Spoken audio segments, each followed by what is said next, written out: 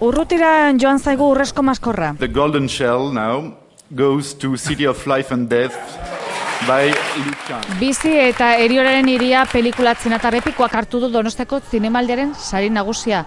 Baita argazki onenaren saria. Japonia eta Txina arteko gerran, Japoniarrek Nankin hiri txinetarra hartu zuteneko egunak kontatzen ditu. 4 urteko lana izan du gerraren aurkako filme honek. Zuzendaria oraindik sinez ezinik dabil egunotan Donostian bizi izandakoa. Ongi etorri zirraragarria izan dugu, miraria da. Zioen bere herrian kritikak izan dituen zuzendariak.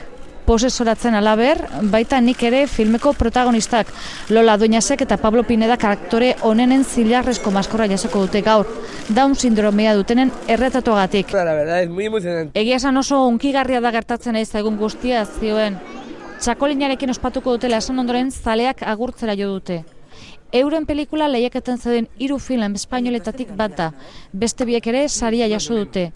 Kondenatuak filmak kritikarien oniritzia izan du eta pianorik gabeko emakumea film luzeak zuzendaritza saria ekarri dio Javier Rebollori.